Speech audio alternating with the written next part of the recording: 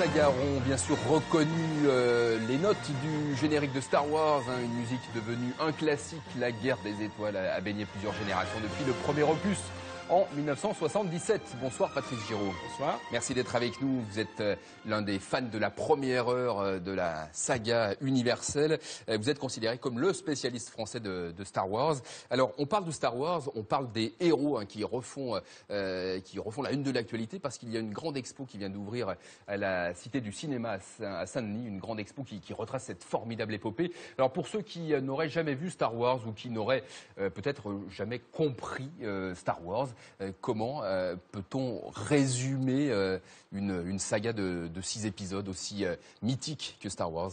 C'est pas simple en 30 secondes, mais c'est déjà un film de science-fiction dans un genre spécial qui s'appelle le space opéra. Mais avant tout, Star Wars, c'est un conte mythologique moderne, sur grand écran, bien sûr. C'est un peu l'Iliade et l'Odyssée de notre époque. Et je crois qu'on a toujours besoin de cette projection vers des surhommes, des demi-dieux. Et Star Wars, c'est ça qui nous fascine, mais bon, dans un contexte ludique qu'a su créer George Lucas.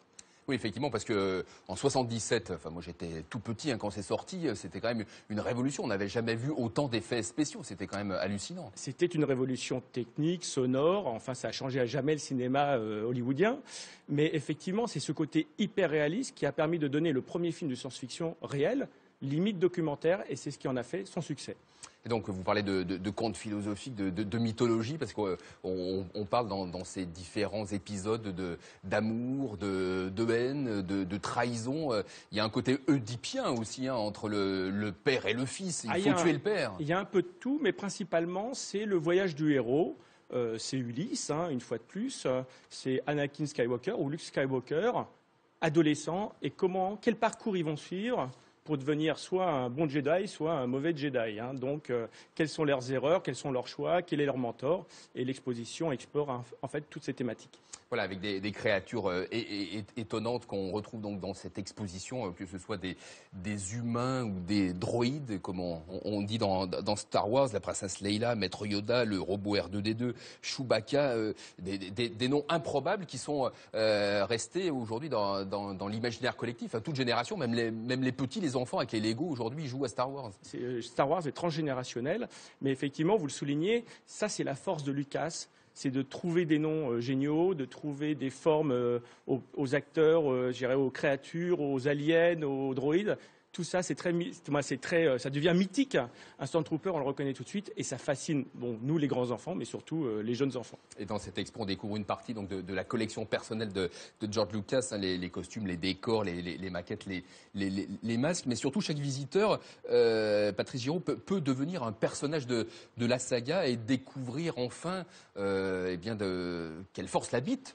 Voilà, c'est qu'en fait, sur un sujet qui est pour finalement éduquer les enfants sur voilà votre parcours dans la vie, voilà ce qui va se passer, mais on va vous l'expliquer au travers de Star Wars.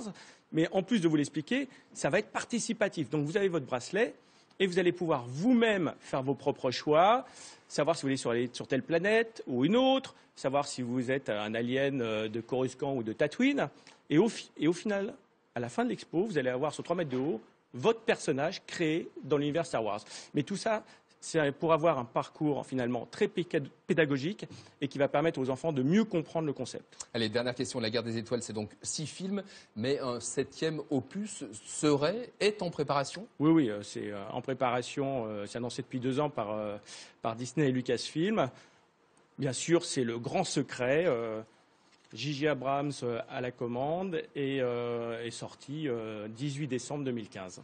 Rendez-vous décembre 2015. Donc merci Patrice Giraud. Allez, un petit coup de générique de Star Wars pour terminer. Et donc allez voir cette exposition qui a été créée au Canada et qui traverse donc l'Atlantique pour la première fois, à voir jusqu'à fin juin à la Cité du Cinéma à Saint-Denis.